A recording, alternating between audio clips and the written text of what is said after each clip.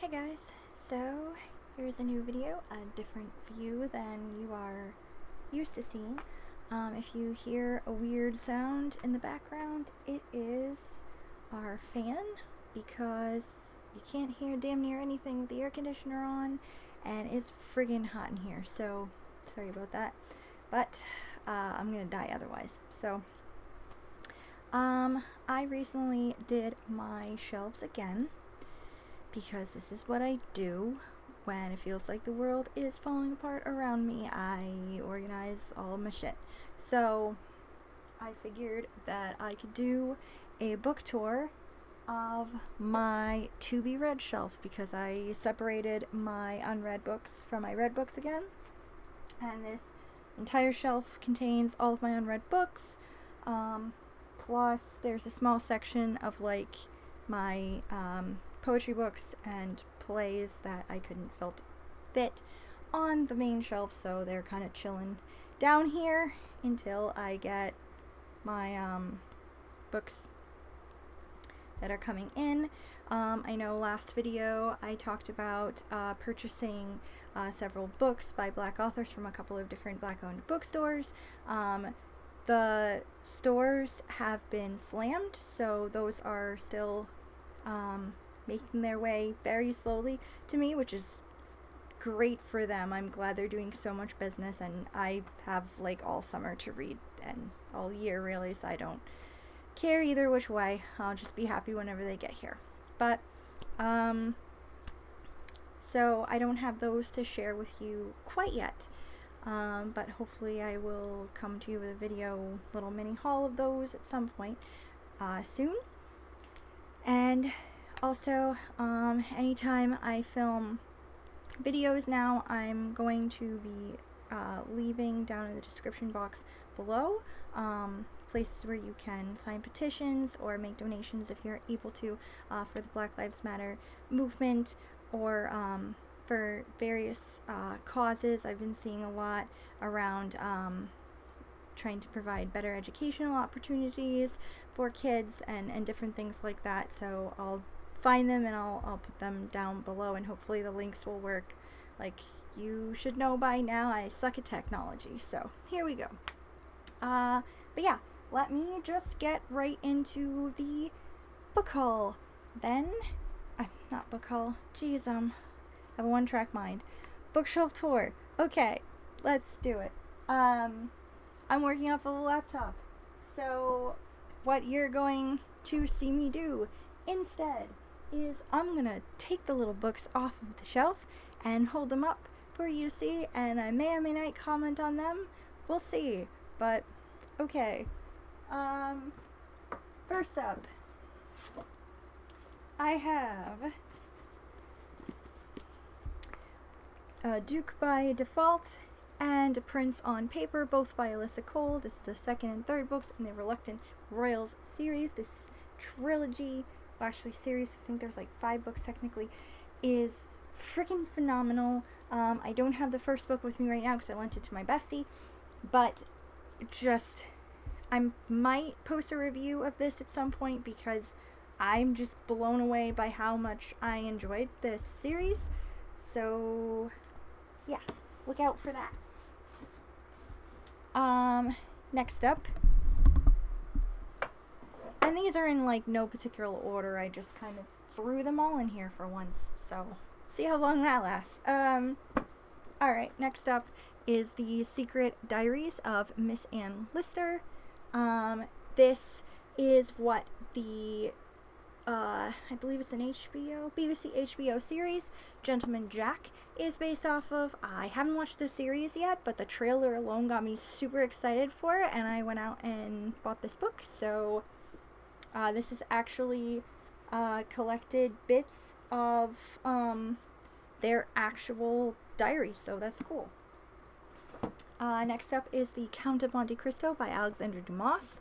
This has been on my TBR for a long time now. I really want to read it. I'm making it my goal to read it some point this summer. It's a thick boy, so it's taken me a while to get to it, but this is going to be read by the end of the summer, I swear. Next up, we have The Sweetness at the Bottom of the Pie by Alan Bradley, and Wishful Drinking by Carrie Fisher. I think this is one of her first memoirs that she wrote. And then we have Gullivers Travels by Jonathan Swift, and Small Spaces by Catherine Arden. This one looks spooky, so I might hold out on this one till like the fall. And then we've got some V.E. Schwab. We have A Gathering of Shadows and A Conjuring of Light. The lady at Barnes & Noble found this like exclusive edition for me, and it was very sweet of her. It's got like all these nice illustrated pictures in it, but yeah. Alright. Let's see. Then we've got some Terry Pratchett. We have Mort and Sorcery. And then we have The Princess Diarist, also by Carrie Fisher, and I believe this was her last memoir. And there is The Lost Causes of Bleak Creek by Rhett McLaughlin and Link Neal. I have been trying to read this and putting it off at the same time for a while, but I do hope to finish this by the time summer is over, because I think this at least partially takes place during summer, maybe? I don't know. So, okay. And if you don't know who Rhett and Link are, they have Good Mythical Morning on YouTube, which is fun. Got some more Terry Pratchett. We have Weird Sisters, Pyramids, and Guards. And I have heard great things about this book. A lot of people say this is one of their favorite of the Discworld, but I'm kind of a stickler for trying to read in order, so I'm not gonna get to that one quite yet. Then we have Anatomy of Evil by Will Thomas. I think this might be about Jack the Ripper.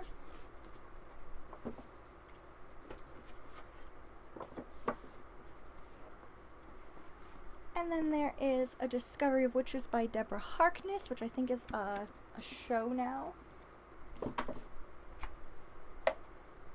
And Audrey Hepburn, An Elegant Spirit, and this is of course by her son Sean, and it's just full of these wonderful pictures of this elegant lady, and yeah, this would be fun.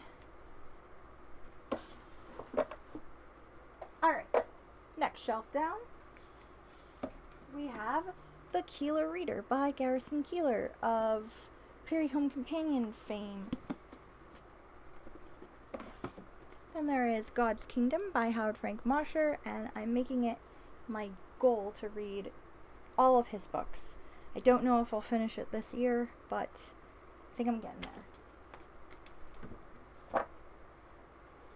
And then I have a trilogy I'm borrowing from a friend. It is the Seven Waters trilogy by Juliet Marillier, and it is Daughter of the Forest, Son of the Shadows, and Child of the Prophecy.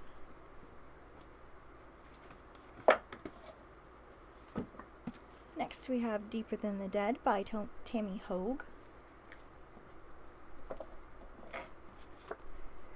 The Graveyard Book by Neil Gaiman.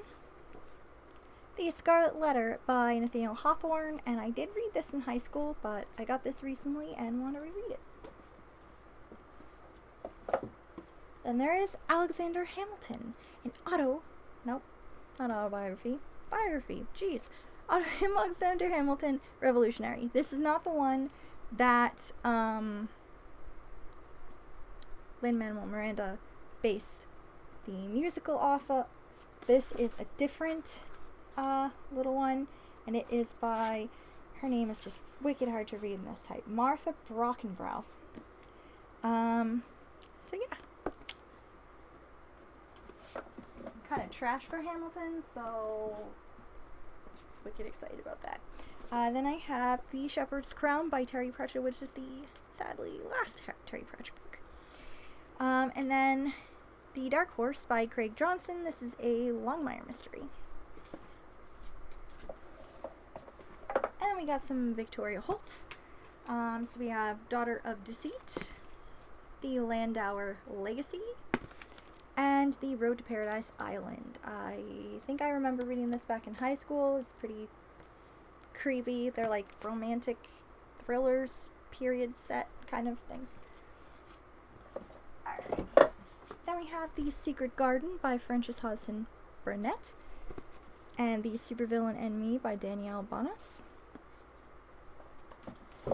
And there is Time and Again by Noah Roberts. This is a bind up of Time Was and Times Change. It's like time traveling brothers finding love and stuff. Yeah. And then I have the Scots edition of the first Harry Potter book. And this duology, it's kind of by a local-ish author. It's sci-fi. It is So Close to You and This Strange and Familiar Place, both by Rachel Carter. I did read this to completion. I got like 2 or 3 chapters into this and didn't finish reading it, so I want to reread and then finish this book. And this also involves time travel. Basically, anytime time travel's involved, I'm gonna get wicked excited about a book. Alright, next shelf. We have 20,000 Leagues Under the Sea by Jules Verne, and The Grey Fox, the true story of Bill Miner, last of the old-time bandits. This is by Mark Dugan and John Bosnecker, and I heard a tale about this guy on one of the podcasts I listened to, and I don't know, he sounded wicked cool. He was like an old-time bandit, but he purposefully never hurt anyone. He just robbed from rich people. And, you know, I can get down with that. Plus, I mean, he's got some silver fox thing going on. Don't mind me, I have a problem. So, then we have The Girl Who Played with Fire and The Girl Who Kicked the Hornet's Nest by Stieg Larsson. And then we've got Consider by Christy Acevedo, who is also a localish author. Love in the Time of Cholera by Gabriel Garcia Marquez. And Farmer Boy by Laura Ingalls Wilder. This was a book that I read a lot when I was a kid, in case you can't tell, it's a little worn. But I found it when I went to my parents for Christmas and thought, you know what, I haven't read this since I was 12. Let's give it a reread. So, and then we have Sense and Sensibility by Jane Austen. Ransom River by Meg Gardner.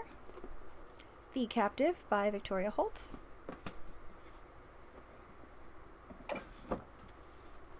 Red Queen by Victoria Aveyard. I'm borrowing this one from my sister.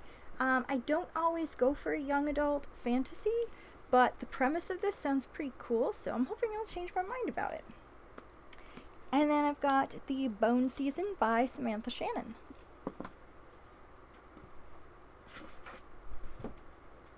Then we have Firestarter by Stephen King and Cinder by Marissa Meyer. I have had this on my shelf for a very, very long time because everybody on BookTube was recommending it a few years ago, and I thought, well, I like retellings.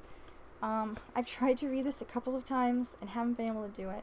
I really want to at least read this one. I'm gonna make myself read this one. Then we've got The Library at Mount Char by Scott Hawkins. The Night Sister by Jennifer McMahon. The Demon Lover by Victoria Holtz. I have no idea why it's called this. It's like about miniatures, painters. I have no idea. Then there's The Kite Runner by Khaled Hosseini. And An Acquaintance with Darkness by Anne Rinaldi. This is about grave robbers in the 1860s, so that's cool. Alright, moving down again. We have Hannibal by Thomas Harris. I haven't read Silence of the Lambs, but the movie freaked me out. I enjoyed it, but it freaked me out. So, yeah, I want to read this. Then there is A Break with Charity by Anne Rinaldi, and this one will be a reread. This is about the Salem witch trials. Then we have Eon by Alison Goodman. Ghost Road Blues by Jonathan Mayberry. It's Always the Husband by Michelle Campbell. It's not always, sometimes it's the wife. And then we've got The Missing Chums by Franklin W. Dixon. This is a Hardy Boys that I picked up at a yard sale. Then there is Dragonmark by Sherilyn Kenyon. My aunt got me this for my birthday. I have no idea what it's about, but the cover is wicked cool. Then there is The Time of the Hunter's Moon by Victoria Holtz. Now, these two books have also been on my TBR for a long time. This one has literally been on my TBR since probably the 5th grade. It is Don Quixote by Miguel de Cervantes. I loved the Wishbone episode. I've seen Man of La Mancha probably like 3 times. I freaking love it, but I have yet to read this book. I desperately want to, but again, it is kind of a thick boy, and it's an old book, so the writing is like that teeny tiny, so it's putting me off a little bit. And then we have another one that's been on here a long time, is Women of the Golden Dawn, Rebels and Priestesses by Mary K. Greer. This one's more almost like a textbook, but it's pretty cool. It's about a secret society, so...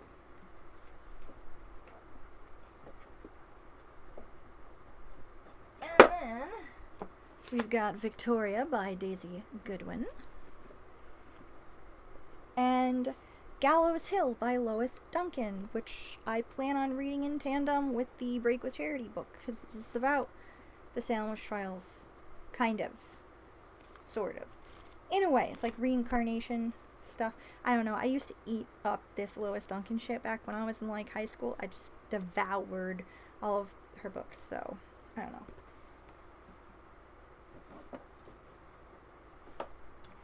Let's see. Then we've got Sarah Vaughan for Two Sisters by Philip Carr. And We Are Pirates by Daniel Handler. Then there's Deserves to Die by Lisa Jackson. Shield of Three Lions by Pamela Kaufman.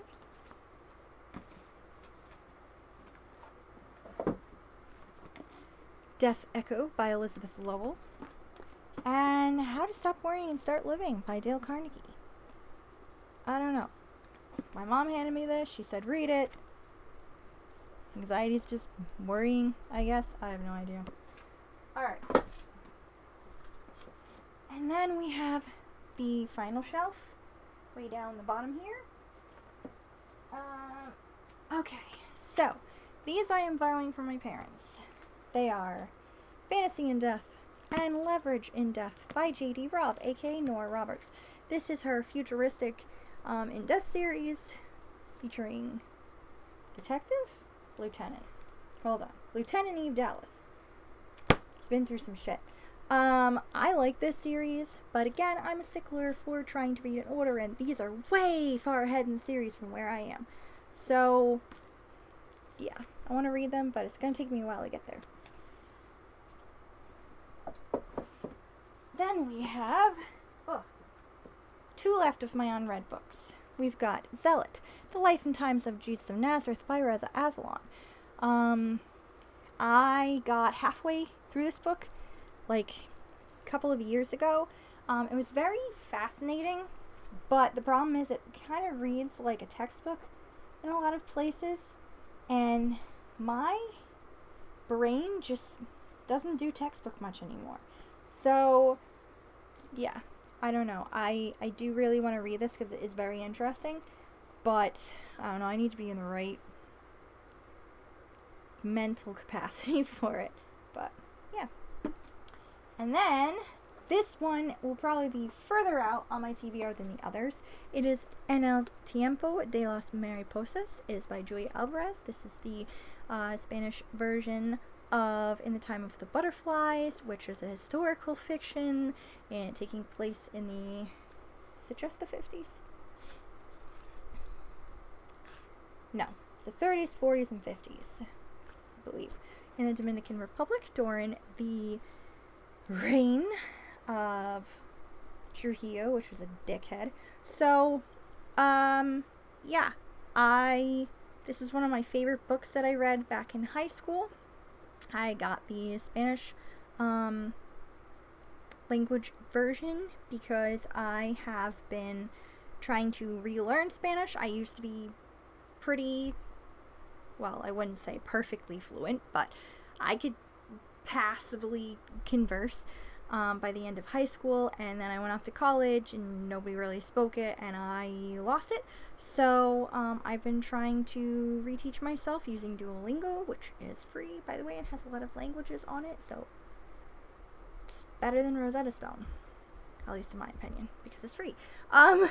So yeah, I've been using that to try to brush up on my Spanish, and this is the reward to myself when I eventually can understand it enough again that I can read this and it'll be fun. So yeah, that is it for my unread books. The last books on here are poetry and plays, which I'll also pull out and show you.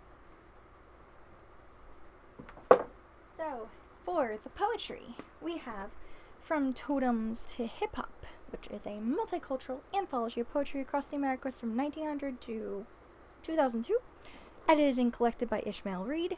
This is one of my textbooks from college, and I loved it so much I kept it. It has a lot, as you can see, folded on here of my favorite poems. And then we have Good Poems, which I talked about recently, which is selected and introduced by Garrison Keillor.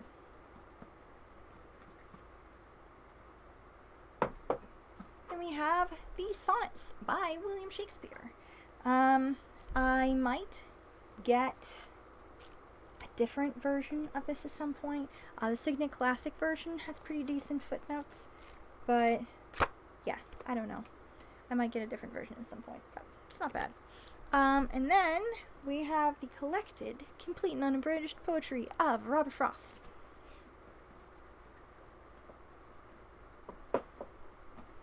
Then we have 2 T.S. Eliot books because I'm trash for T.S. Eliot's poetry.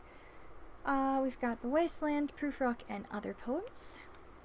And this is just a collection of his poetry from what is it from? 1909 to 1935. They get a little weird later on, but yeah. So that's those. And then we have The Hermit, Worth a Single Penny by Ian Ramsey Croft. I don't know where this came from. Well, I mean, I do know where it came from because I got it at a secondhand bookstore. But, I mean, I don't know who this poet is. I've tried to find them online. I can't find shit. The poetry is really trippy and interesting and kind of wacky, and I'm honestly slightly worried for their well-being, but it's interesting. I might go over it at some point just because it's the weirdest book I've ever picked up. And then let's see, I've got Homecoming by Julia Alvarez.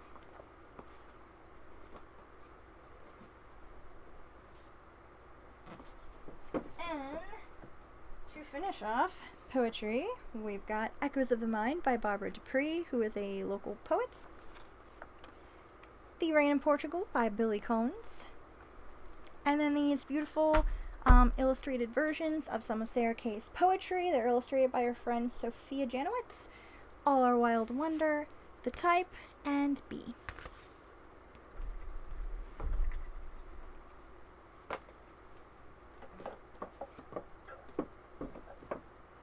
And then we have The Bard, because why would we not have the Bard? Alright, so I have 2 versions of a couple of these because I had versions already, and then I went to college and my professor wanted the Signet Classic version, so I said, oh shit, so I had to go get that.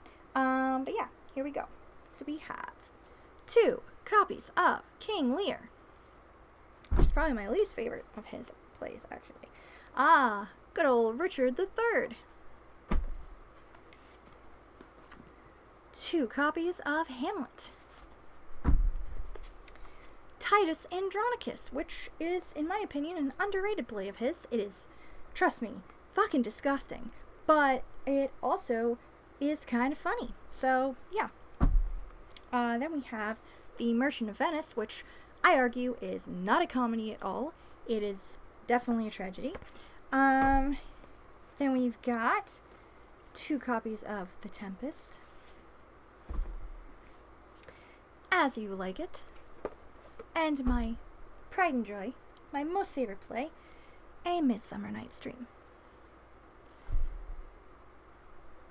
And then, to finish off plays, we have Get Thee Back to the Future, the Shakespearean version by Ian Dozier. The Skin of Our Teeth by Thornton Wilder. Pygmalion by George Bernard Shaw, which, if you're into musicals, My Fair Lady. And The Importance of Being Earnest by the great Oscar Wilde.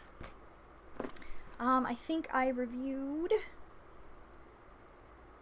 What did I review? No, I haven't reviewed. Never mind. There is a play that I don't physically have here, but I have it online. That is what I'm thinking of. Okay, so yes. So that is my unread books plus my poetry and play collection. So that is pretty much it for all of those. I do have my big TBR that sits on my nightstand that I think I mentioned in an earlier video, like books that I'm in varying stages of reading. So I won't go over all of those. I will tell you that the 2 I am most actively in the middle of right now that I'm definitely going to finish in the next couple of weeks is Northern Borders by Howard Frank Mosher, and The Reader, which is book 1 of Sea of Ink and Gold by Tracy G. So that is it for all of these shelves and everything. So yeah, like I said, I'm going to try to put links and things in the little description box thingy down below. That's my shelf. I might try to do like my main shelf too, but that setup is a little more interesting for trying to film with the laptop, so we'll see what happens with that one. Thanks for watching.